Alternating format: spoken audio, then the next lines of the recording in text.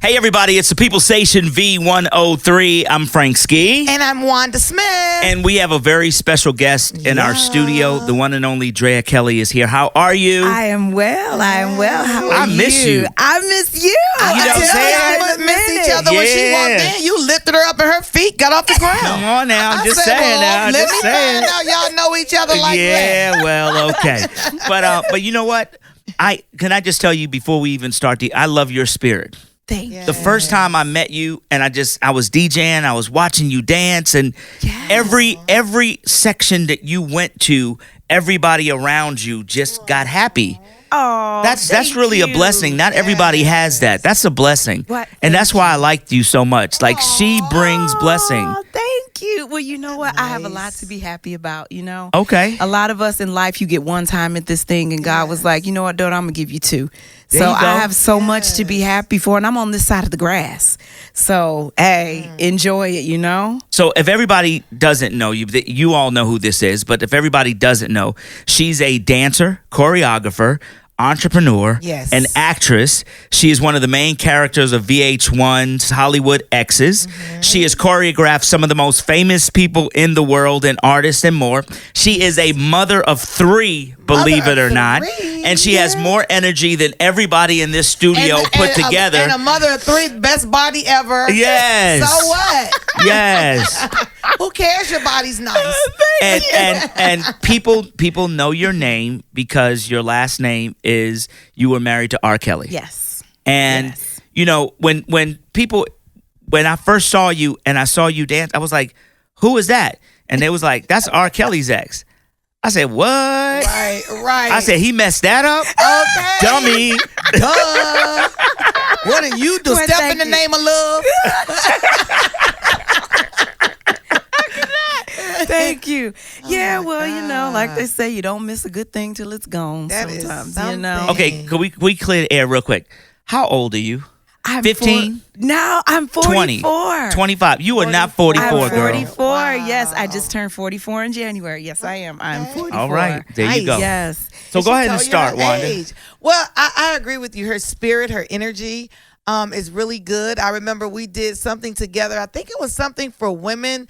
And Fabulous over 40 calendar. Yes, and we did. had so much fun. And I just remember, like, I feel like crying right now because the energy in the room was so good. And it was about women empowerment. And when she got up to speak, all the women started pulling their chairs up really close. Like, we want to hear everything she has to say. So you're right. Her energy is good. And that's how you start life off. When you say God gave you a second chance, there's so many women out there wishing for a second chance. Wishing. But you're Yeah. so blessed. I am, you know what? And I don't take it for granted. Mm-hmm. And everything that I've been through, I thank God I don't wear it on my spirit.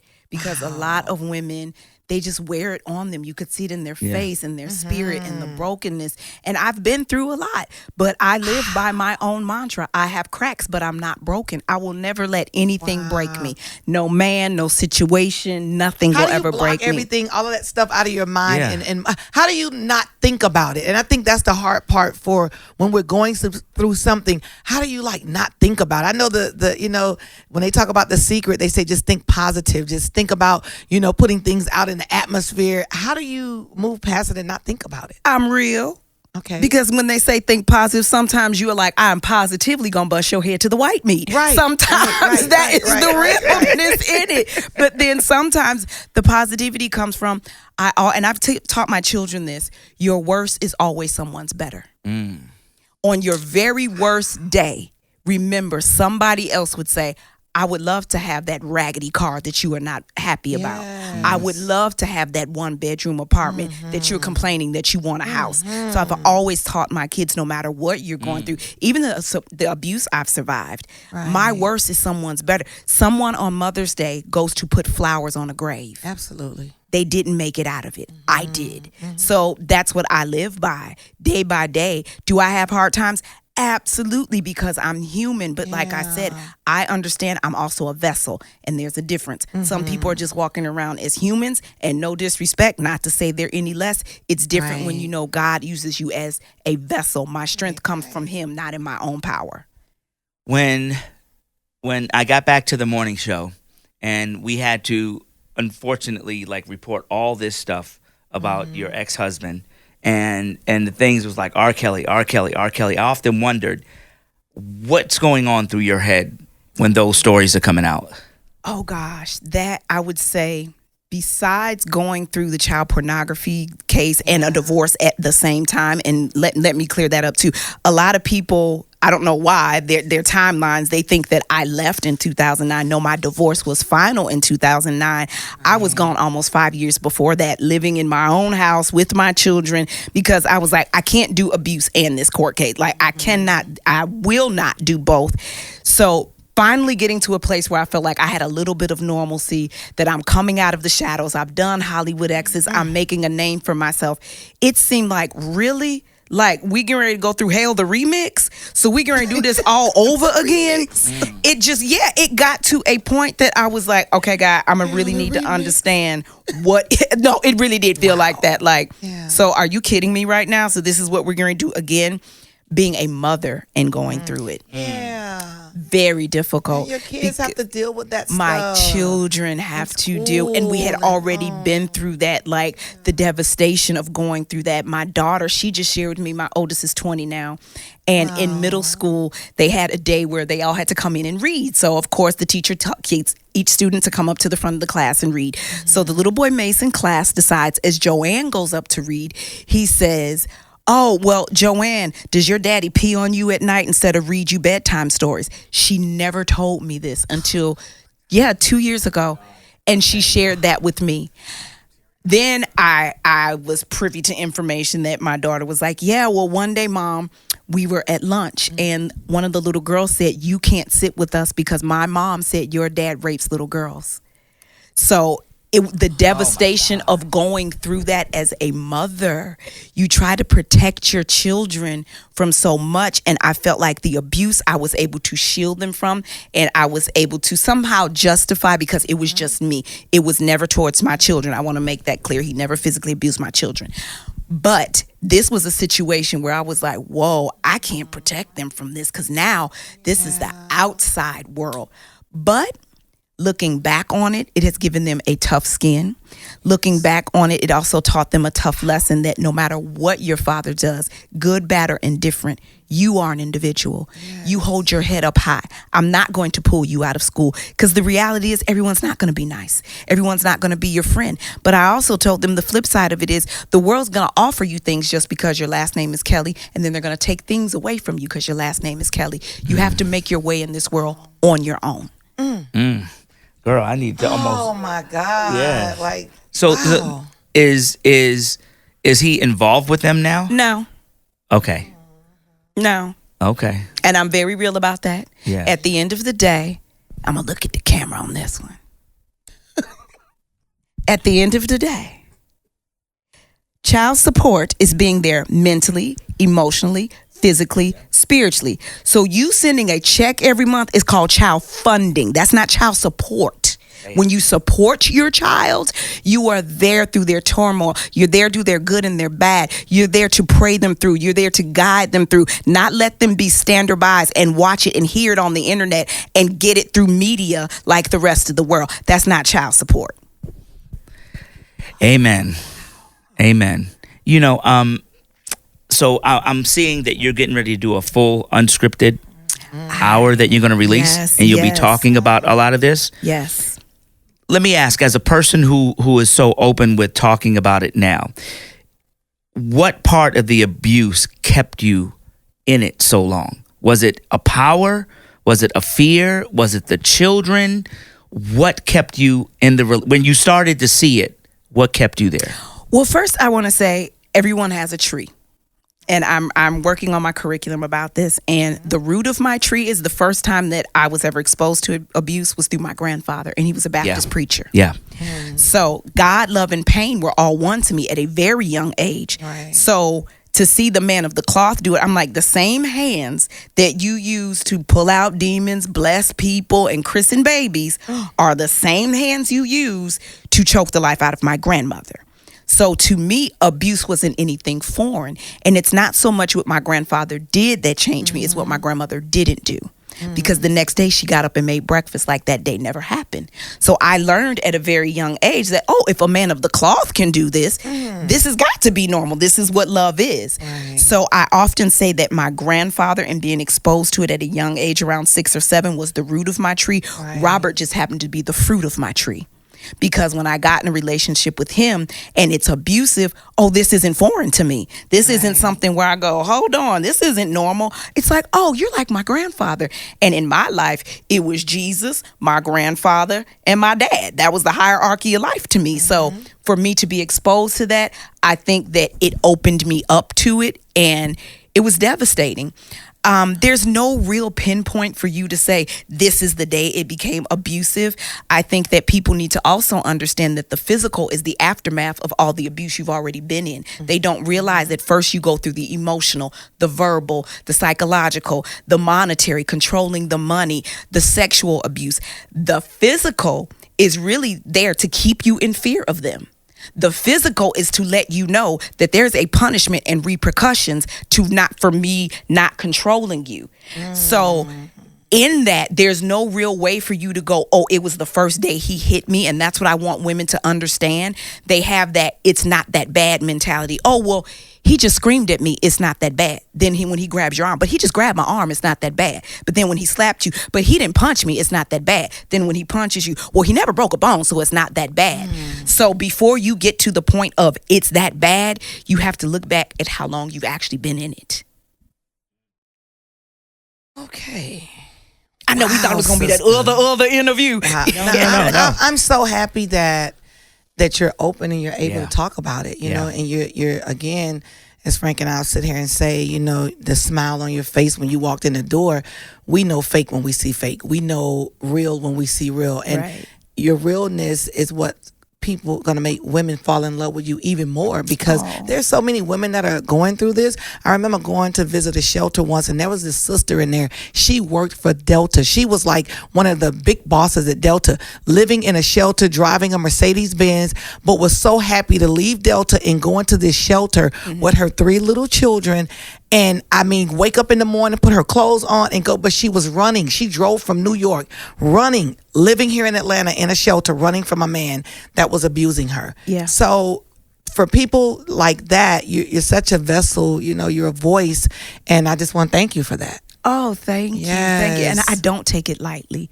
I do not, because it took a long time to get to this point. And a lot of people were like, well, why now? Why not now? You don't get to dictate my healing process. Yeah. I was in a very dark place for a very long time. So if it took me 10 years to get in it, it might take me 10 years to get out of it. So I don't understand people's thinking process of, well, it happened so long ago. Why is she talking about it now? How can I be powerful for the powerless when I don't have my own power yet? How can I be a voice for the voiceless when I haven't found my own voice yet? I had to go through my healing process. I had to get strong. I had to build up my self-worth. I had to get to a point where I'm going to speak about this without shame. How can I do that and be authentic and true and be a vessel and be a hypocrite at the same time? That's just not me. I cannot do it. And I had to wait. I had to wait for God to say move. Yes. Because a lot of times we make decisions and do things without God's approval, and that's when it's crash and burn. Yeah. So I had to, because I have children, because it not only affects me coming out, it's not just Drea Kelly comes out, it's people hitting my kids on Twitter. Oh, I didn't know your mom was abused by your dad. So I had to make sure mentally, emotionally, they could handle it. And when they said, Mom, you know what? We support you. Do what you got to do. We love you. I was like, all right, God and my kids. Now it's time. And I'm not here to satisfy other people's curiosity about my life. I'm here to tell my journey. There's a difference. When you want your curiosity satisfied, you think that I'm going to sit here and bash him and tell details and stories. Yeah. You want your curiosity satisfied, honey. You can go and bogs to see all that. I'm not doing that. This is about a healing journey. And that's what I want to share. Did you have, when we see the stories that come out now, it's almost like we don't know what to believe. But in your situation, did you ever worry that there were other women at the same time going through this? Because what we're seeing now is like multiple women. Was that your fear at any time? It was not. And I think what people don't understand, it's been a decade since Robert and I have been apart. So this man today, I don't even know this man. Even everything that I went through with him, I'm like, now I didn't think, I know this is the correct term. Did it get worse? Because I'm like, wait a minute now. I don't know this man. Right. But what I do know is when stuff started coming to me and people would DM me. And again, because of being on television, you don't know who's real or fake. You don't know who's trolling. You don't know who's sending you spam. I'm like, okay, I don't know what's real. But then I started to see things that rang true to my gut, that rang true to my story, that rang true to what I have survived. And that's when I was like, okay, God, you are showing me the other side. Now I know that it's time, because before, allegations, I don't deal with him. So I don't know if they're real or not. I don't communicate with him. I don't know if it's real or not. But when I started seeing that, the truth needs no defense. Right. And at the end of the day, if I can read something and go, oh yeah, that happened to me. Oh, that happened to me. Okay, no, she's not lying about that. That's when I was like, okay. What about professional help? Like, at some point in time in the relationship, and we always say this about us as a people, we think if we go get help, we're crazy. Or we think if we go get help, it's a bad thing. Yeah. Was there ever a time where you sat down and say, look, I think you really need to go to a mental facility, or get some help from, I don't know, whatever type of facility that he needed? Was there ever a time where you felt like you needed to help him? Yeah, it was. But I can't want your healing more than you do. So it doesn't matter if I sit here all day, every day until I'm blue in the face and tell you what you need. If you feel you don't need it and you don't want it, I can't want your healing for you. I can't heal you. And for a while, I was guilty of taking on a God complex, thinking I can pray him through it. I can get him, you're going to get better, and dealing with his abuse as a child. But then I had to realize, Drea, you have to deal with little Drea yourself. You all are two people drowning. Somebody has to go to shore and get help, or you're both going to drown. So I got to the point, it was like, I've done all I can do. And if you don't want it, that is fine. But I'm not going to sit here in this with you. I want better for me and my children. And that is his personal choice. Do I think he needs it? Absolutely. Do I think that there's people in his life that like to sugarcoat and help to facilitate? And absolutely. But again, you have to be real enough with yourself to say, I don't care how much y'all sit here and agree with me that the sky is purple. I know it's blue. But you got to have somebody in your life to say, I'm not going to sit here and tell you the sky is purple just because you want me to. You were with Robert R. Kelly at his pinnacle. Like, I remember I looked on, I would always follow these lists of like the greatest songwriters and song people. And when he passed Michael Jackson on that list, I was like, remember, we were on the air and I was like, this man is out of here. What was it like going through that period with somebody that huge? Well, what people don't know is when I first got with Robert, he was not huge like that. Yeah, that's what I'm saying. When I got with Robert, he just left Public Announcement and he was on his first album. So I was with him as his career grew. Yeah. And a lot of people don't like when I say this, and this is okay because I don't care. At the end of the day, he didn't have a Grammy before he met me, and he hasn't had one since I've been gone. And that is not to speak to his genius and what he does in his music. That is a gift. Will not take that away from him. But you also have to look at the influence behind your music, what drives a man. Typically, his success is measured by his family, his children, his community. So I know what I brought into his life. And you can see the difference from when we were together. He was making music like I Believe I Can Fly, Happy People, Step in the Name of Love. I'm gone. We back to cracking backs like lobsters and black panties. And so you can see where the influence I had on his life, what it was. So for me, watching that growth was amazing because I was like, okay, I'm not just here as a celebrity's wife. I'm really an asset to this man's life. My prayers are being answered on his life. My work that I'm putting into building this man, God is actually letting me see his work. So I was very proud of him. But at the same time, I'm not your servant. And I will not be taken for granted. So I want everybody to know you can go to the official DreaKelly.com to get the full interview and all of the elements of it. Why did you do this? I believe that See, that's a weird thing for me to answer because people say, why did you do it? It's not Drea. This is not, I'm a vessel. This has nothing to do with Drea. This isn't about, oh, Drea's doing it because, of course, people have said, well, she's been quiet because she got money. Now people saying, well, she coming out because she need money. There's not a price tag in the world, that would have me put myself back in this position, in the spotlight, deal with the scrutiny, take on the rumors, the press, the blog. Who in their right mind would do it? But I know that it's needed, and I had to. I'm doing it for the voiceless. I'm doing it for the women who are afraid. I'm doing it for the women who got out and now don't know what to do. Oftentimes we tell women just leave, but nobody tells you what happens when you leave. Some of these women don't even know how to open a bank account. They've never, I don't even know what it's like to go in and get a lease. How do I sign a lease? How do I get an apartment? What do I do to get my first car? How do I get health insurance? These are things that they don't tell women. They just say, oh, leave. It's abusive. You should leave. Where am I going when I leave? Where do I find help? How do I get a counselor? And if he's controlling all the money, where do I get money to get a counselor? So that's why I want to be the light at the end of the tunnel to show women there's happiness. You will go on. I also want to be a voice for Black men. Because my dad, my uncles, my brothers, I have really great men in my life. And a lot of time women go through this and they come out so jaded and so broken. I believe in love. I still believe in the sanctity of marriage. And I still believe that there are great men out there that love on us as Black women. They're great fathers, grandfathers, uncles, coaches. So I think that women need to see the other side of it. It's not this, oh, well, for the rest of your life, you're going to be a victim. No, you can be a victor and you can smile and really go at this thing with your whole heart and being, but know that you're going to have days where you wish you don't wake up, because I still do. But I know I have to. Because there's somebody watching behind me that's like, hey, if Drea Kelly can do it, I can do it. I want to be that voice to say, girl, if I can leave R. Kelly mansions and drivers, you can leave Darnell a bus pass and no job. Okay. All right. Look, drop the mic. You are amazing. Yeah.